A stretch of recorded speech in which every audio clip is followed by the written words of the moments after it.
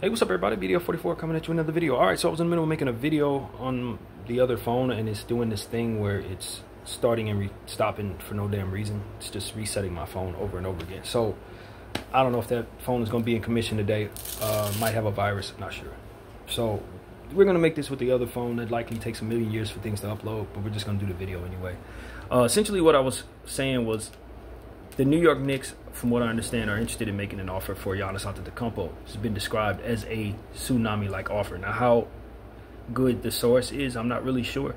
I got it from Trevor Lane on one of his podcasts, and so I'm just rolling with what I heard there and kind of bringing my 2 cents into the situation. But what I want to assess is also the rumor that they're trying to bring in maybe Jason Kidd from the Dallas Mavericks. And my thinking is, long and the short of it is, I think Dallas probably a more secure space for Jason Kidd. I think New York is probably going to have a win a championship right away mindset and timeline and expectations for their coaching staff, but it's going to be determined by what the front office is going to be able to put together rather than what it is that they're doing on the court. If they give them a good enough team, they can have that type of thing. Otherwise, it's probably unrealistic expectations. So given the fact that they do have a revolving door in New York over the last 20-something years, the longest tenured coach is the one they just fired. I just think Jason Kidd is likely going to be able to keep his job in Dallas, probably more likely, especially since he supported and said all the right things in regards to the Luka trade. He probably has better job security in Dallas, in my mind. Given the fact that Dallas, even though they have Anthony Davis and Kyrie Irving, Kyrie's going to miss half the season. And, you know, they got the young player coming in the first overall pick, so they're likely just going to kind of see this season as a wash. Unlike the Knicks, who are demanding a championship right away, basically, and may not have the stuff to put it together. So that's really my point of view on the Jason Kidd aspect of it. But Jason Kidd did coach Giannis in Milwaukee early on, and they may be trying to reunite those two. Jason Kidd, of course, also coached Jalen Brunson before he moved on to New York, so they may be trying to reunite those two. But when you talk about a tsunami-like offer, I think a lot of people's mind go to Karl Towns, Mikal Bridges, OG Anunoby, Josh Hart, like just gutting the whole damn team, just like they did back in the day for Carmelo Anthony. They sent like 5 starters to Denver for Carmelo.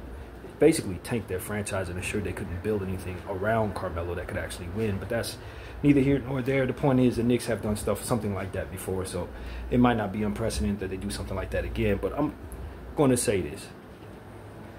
For me, package surrounding Karl Anthony Towns without picks, if I'm moving on from Giannis Antetokounmpo or sending me Mikal Bridges and maybe trying to find a 3rd spot for him and trying to see if we can get picks in exchange for maybe one of those pieces, maybe, you know, there's a lot of different things you could do in the trade market if you involve other teams. So a tsunami-like deal, if you can get the right amount for the stuff that the Knicks are giving up, could potentially give you the reset button that you're looking for if you're Milwaukee. But if they're just going to take those players and they're going to move on from Giannis, I don't think that's a tsunami-like deal, and I don't think it makes a whole lot of sense for the Milwaukee Bucks, because you can't win a championship moving on from Giannis and bringing back the stuff the Knicks have. You can't win. So your timeline is void. Now I could argue you probably are going to be able to ascend having Mikal Bridges on your team, because he'll go likely back into a role like he had in Brooklyn, which is, you know, very good for him getting the shots he needs and stuff like that to look like a superstar or all-star at the very least. So Brunson's value goes up. Obviously, Karl Towns is a centerpiece. You could probably make the playoffs in the Eastern Conference, but you ain't beating Indy, you ain't beating Boston, you ain't beating Cleveland, etc. Indy is probably going to be right back next year just as strong. So when I look at the Milwaukee Bucks, if I'm assessing what it looks like when I move on from literally Giannis Antetokounmpo, 2nd greatest player to ever play for the Bucks, maybe 3rd greatest, depending on how you view Oscar Robertson and Kareem Abdul-Jabbar. But for the modern era, this is what you know. This is Giannis. He's the guy. If I'm moving on from him, man, I'm not interested in no Karl Anthony Towns and Mikal Bridges package. If I'm being honest with you, especially since the Knicks don't have a plethora of picks to throw at me attached to those people. Now, if they did, let's say the Knicks could throw in 5-6 picks on top of that salary match with those players, then I'm like, cool. Now I'm finding a different spot for Karl. I'm finding a different spot for Mikal or whatever the stuff would be, and then I'm bringing back all the picks and I'm just resetting my situation. That's ideal for Milwaukee, because if you can't build something that's good enough to win a championship, There ain't no sense in moving on from Giannis Antetokounmpo, sending him to the Knicks when you can send him elsewhere for that stuff. You can send him elsewhere for something that's more attractive for your rebuild or whatever it is you want to do. So if I'm Milwaukee, I'm not interested in the New York Knicks ultimate package unless Giannis is trying to force his way to New York, from which I understand that's not what's happening there. So this is what I'm telling you guys. This is what prompted me to start this conversation. I was looking at something that came across my screen yesterday. I don't know how much credibility it holds, but it essentially said that New York Knicks players have become somewhat irritated, I guess is the word, by the presence of Rick Brunson, Jalen Brunson's father, in the New York Knicks. And then I fast forward to today and I see that their Knicks are ready to make a tsunami-like offer for Giannis Antetokounmpo. When I put them two tea leaves together, do you know what I see there?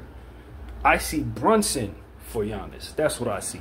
And one may say, yo, why in the world would I trade Jalen Brunson and for Giannis? I want to put them together. That's the purpose to do this. You got Jalen Brunson's dad. Well, if they tired of Jalen Brunson's dad, then maybe the Brunson family may not necessarily be a lock to be there. Now, obviously, if I'm choosing between Brunson or the rest of the players on the Knicks, I'm going to be moving on from the rest of the players on the Knicks. So it brings us back to the tsunami-like offer probably surrounding Karl Towns. And it likely is surrounding Karl Anthony Towns. But I'm telling you, if I'm Milwaukee, I'm not really interested in a package surrounding Karl Anthony Towns, especially if I'm not bringing back no picks. I want you to bring me back Jalen Brunson if I'm Milwaukee. And if I'm New York and I'm trying to describe to people what it is I'm willing to do as a tsunami-like offer, then it ain't involving Karl Towns. It's involving Jalen Brunson. Now, maybe you say, well, Jalen Brunson's probably fitting a timeline more of a win-now situation, you know, or you know, he's slightly younger than Giannis. So maybe you feel a lot better about him being in a rebuild situation if necessary. But if you look at his age, he is 29 years old. Giannis is 30 or about to be 31. So it's not that much of a difference in regards to their age. Jalen Brunson's a bit older than maybe people think. And so when you assess that, it's like, well, damn, I mean, Karl Towns is rumored to be having all types of knee issues and foot issues, multiple injuries coming out of these playoffs. He's not the strongest center in the world. Yes, if you're Milwaukee, you could certainly use him as an asset. You'd be happy to have him. But if you're choosing between what you want to go forward with your franchise, you're forcing the Knicks to give up Brunson if you're going to be moving on from Giannis. Now, mind you, this is Giannis we're talking about. Now, if we were talking about any other package, regular players, then of course Brunson would not be on the table. But in the event, it's sort of like I said about Anthony Davis for Luka. It's like, yo, we're not moving Anthony Davis just to be moving him. But if you're going to put Luka on the table, then obviously we're going to listen. This is one of those type of situations. Giannis is that type of player. He's an MVP right here. He's a higher cachet than Jalen Brunson at this point. And so it's not unprecedented to me that you move Jalen Brunson, not for Giannis. And so that's what I'm saying to y'all, man. I think there's a reason in my mind as I'm putting together the tea leaves to think that Jalen Brunson might actually be the piece. Because the Karl Anthony Towns, Mikal Bridges trade for Giannis Antetokounmpo is not tsunami-like. It's not. It's salary matching. And then because the Knicks don't have other picks and stuff like that, it ain't really that great of a trade. I can do better if I'm Milwaukee. In fact, I'm going to do better. I'm giving the Knicks the finger and I'm hanging up the phone. Unless they're willing to include Jalen Brunson. And given the fact that Jalen Brunson is such a player that it's been said a lot of what happens with the Knicks is because Jalen Brunson has the ball in his hands 90% of the time. It's why Mikal Bridges is worth half of what he was paid for. Because they can't feature him because Jalen Brunson got the ball all the damn time. So if Jalen Brunson has the ball all the damn time, you bring in him and Giannis, isn't that going to be the same dynamic? Isn't it going to be a situation where one of those players is losing value because the other one has the ball in his hands all the time? Or are you going to reset your situation with just Jalen Brunson and Giannis and think that's going to lead you in the NBA when you got teams like the Thunder and the Pacers running around with a bunch of depth? I don't think that makes any sense for the Knicks. It makes more sense to keep the rest of their depth and maybe move one player for Giannis. And then if you're going to try to rearrange that depth in other separate trades, you can find ways of building something very spectacular around Giannis. If you want to move OG in a different trade if necessary, move Josh Hart in a different trade if necessary, move Bridges in a different trade if necessary. But sending all those people to Milwaukee and then only leaving yourself with Brunson and Giannis, I hate to tell you this, but you're not a contender. You're not a contender at all. In fact, you're more shallow than you've been. And that's the problem with the Knicks, that they're a shallow basketball team. And we're clearly seeing the two deepest teams in the league are playing in the finals right now. So if I'm building something and I'm the New York Knicks, is Jalen Brunson actually untouchable when I'm trying to attract Giannis? Am I really keeping Jalen Brunson have me hang up the phone on a trade that's going to involve Giannis? I hate to tell people this. I'm a big fan of Jalen Brunson. I don't move him in most situations. But he is not holding up a trade for Giannis Antetokounmpo. He is not. Not for me. Not if I'm running the franchise. He ain't holding up the trade. No. He's a hell of a cachet player, maybe the most clutch player in the fourth quarter. But he is not holding up a Giannis trade. And so that's what I want to say to y'all. I don't think that this is what most people are thinking. I don't think the Knicks are just going to offer up Jalen Brunson. But I'm telling you that if I'm Milwaukee, they are not getting Giannis unless I get back Jalen Brunson. And if people are tired of Daddy Brunson, you ain't moving on from Daddy Brunson and thinking you keeping Jalen around. And so I just wonder. I just wonder if this is where this is headed. But you talking about tsunami-like trade. I'm not thinking about no Karl Towns. No. Karl Towns is nice, but I'm not moving him for Giannis. No. Jalen Bridges and Karl Towns in Milwaukee post Giannis? What the hell is that? That's a team that's going home in the first round if they're lucky enough to make the playoffs. And likely won't make the playoffs with the health of Karl Towns in the balance. I'm not doing that. I'm going to trade Giannis somewhere else. I'm not even moving him to New York if I'm the Milwaukee Bucks. I'm probably moving him out west. So I have to deal with him for a time of year. So, like, these are the type of things, like, if you're New York and you're serious, and mind you, New York is a team that played 5 picks for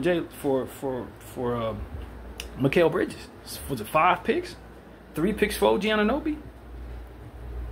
And you think they about to, the field understands that, and they're going to let them get Giannis for Karl on a discount? Nah.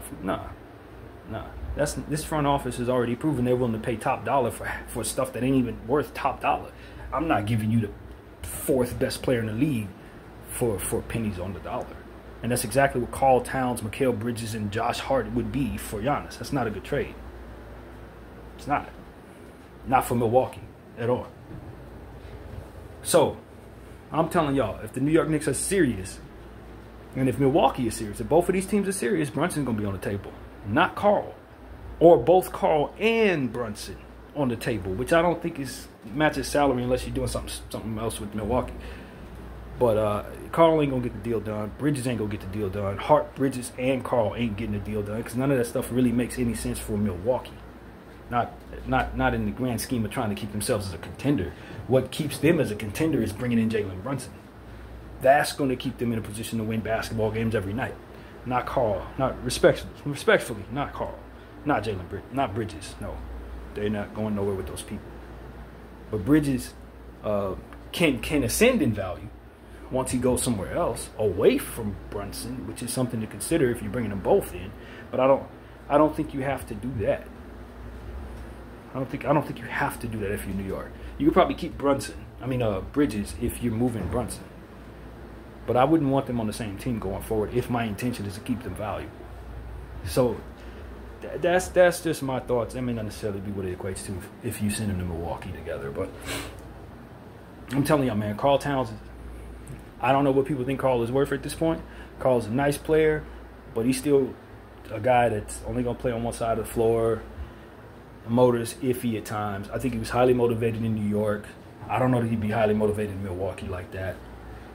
I don't know if Milwaukee isn't bringing in damaged goods, given the fact that he's been worn down so much in Tibbs' system. I'm not interested in Karl Towns if I'm Milwaukee at all. I mean, I'll take him. Don't get it twisted. There are things that I would welcome him in if I'm Milwaukee. But as it pertains to moving on from Giannis and that being the centerpiece of what I'm bringing back, get up out of here, man. I ain't even close to what I'm asking for. So that's what I got to say, man. I don't think he lands in New York. Case closed for me. I don't think Giannis lands in New York. I don't think so. I think it's about 3% chance he actually ends up in the New York Knicks market. There are just other teams with better offers.